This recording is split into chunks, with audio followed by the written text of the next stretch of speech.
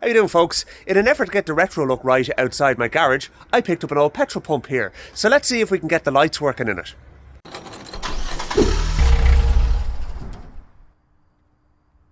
I've my little assistant Fionn helping me here today, who's going to undoubtedly run away with my tools, aren't you?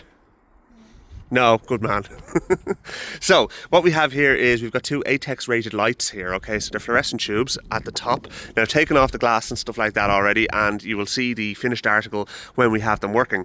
But if you look here, we have metal conduits with the wiring coming down from there down to this junction box. So first thing we want to do is we're going to take off these covers and have a look inside and see what's involved in actually getting these wired up. I'm using an 11mm socket to take these out. Undoubtedly they're Imperial, but the 11mm is working absolutely fine. I could go get an Imperial socket set if I was that way bothered, but they're coming out easily enough anyway. So let's get these out. And last one here. They're actually not seized or anything.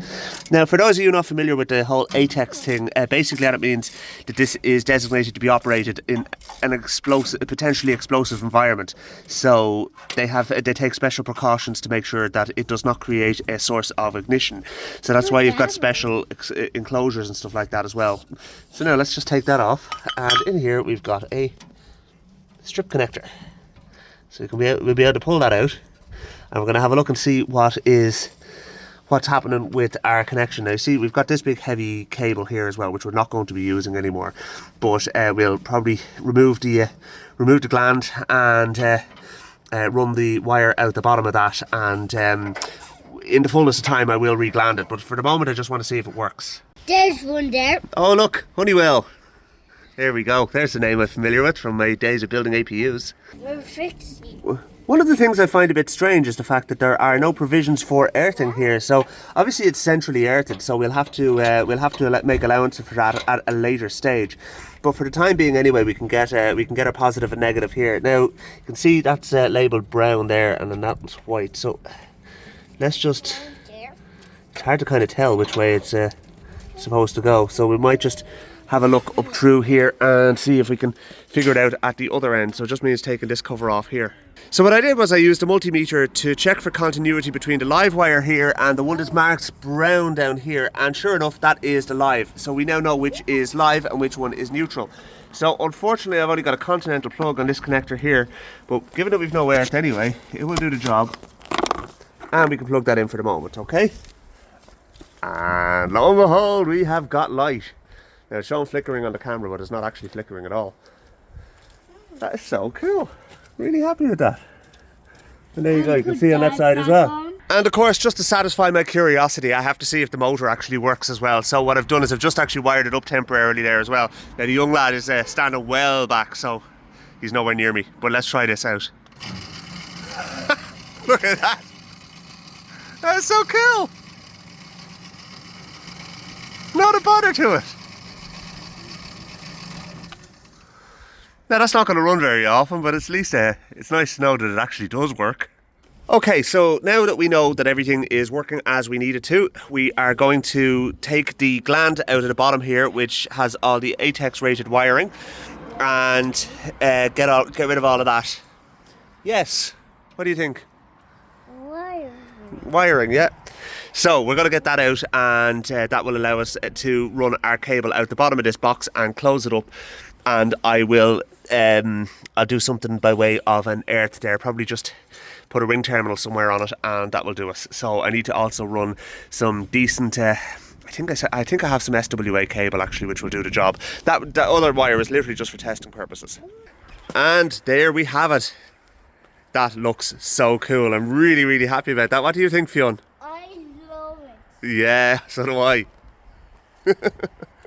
And I got the two kind of retro enamel lights outside as well, so they're all wired into the same circuit. And obviously we've got the obligatory Christmas lights on because it is actually the 23rd of December when I'm recording this.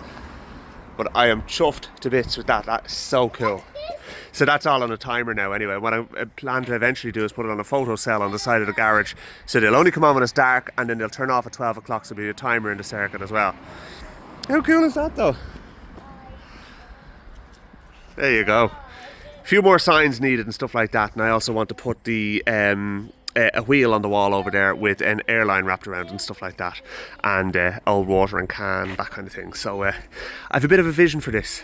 So a little bit of the backstory on the petrol pump and where it came from. So I messaged a guy on Facebook Markets when I saw them for sale. I was actually in conversation with them when I was making the last video about the Fiesta. So I had to strike while the iron was hot. They were available. He said that I could go up and collect them that day. So I left here, which is in Wicklow, at 2 o'clock and headed up to Mackerafelt. And it was a 4.5 hour drive in that. So I had to go up in the camper van to collect it. It's the only vehicle I had that was big enough to collect it. So a bit of a spin, and not only did I get one petrol pump, but I got 2 petrol pumps. So yeah, I did a deal for the 2 of them. Now this is probably not a keeper. I'm probably going to end up just doing it up. Yeah, silly sausage now. Tony Perspex. Yeah, right. So this is obviously a different make. It's an Avery Hardall one, whereas the other one is a Wayne pump, and this one unfortunately doesn't have lights in it, and things like it's got perspex instead of glass, and yeah, nice pump and all that, but the other one is nicer, so that's why the other one's taking pride of place outside. This one I'll probably try and tidy up a little bit and move on. So yeah, look, I got a deal for the 2 of them anyway. So yeah, I mean, look, I was up there anyway, and it seemed to make sense. But I will say this much, it was quite the expedition heading up to Mackerafelt, especially what with the fact that the fog came down. The lights on the van are pretty useless, to be honest with you, by and large, and it was a lot of back roads, and I was kind of dealing with Belfast city traffic, so I had to go around the west side of Lough Swilly and all this kind of thing as well. 4.5 hours it took me to get up, and that was at 2 o'clock, so got up there at 6:30, and then these things are seriously heavy, and to be honest with you, a lot heavier than I thought they would be. Of course, I should have known they're industrial machines, so yeah, it took some effort to try and lift them in, and I had to laugh though, because the owner's dog was trying to hump me in the leg while I was trying to load it into the back of the van. So and then your man says to me, he says trying to maybe just get the nozzle off the side of the pump there. I said, you think your dog was trying to get the nozzle off me there at one stage? So. Anyway, look, there's always these funny little things, but yeah, it was a good expedition, but definitely I am chuffed to bits now, and there's still a good bit of work to be done on that pump outside. I want to try and kind of improve the framework and the structure of it and stuff like that as well, so I'm going to get more in depth in it in the fullness of time, but for the time being anyway, now it is it's set up out there with the lights on it, and I do think it looks pretty cool. I will be making concrete plinth for it, and making sure that that's all looking right and everything as well. And then obviously I'm going to be picking up the other bits of garage memorabilia as well.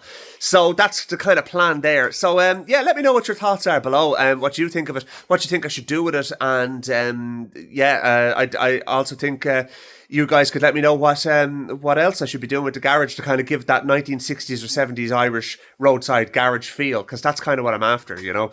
I want to, now that the pump outside is a Burma pump, I want to get a big Burma sign for the side, and yeah, as I said, the wheel with the airline wrapped around it, that kind of stuff, you know. So yeah, thoughts down below, let me know what you think, and I will see you in a future video. Thanks very much for watching, and have a great Christmas, guys. I'll see you in the new year. Thanks for watching. And there we have it without the Christmas lights on. Absolutely delighted with that now.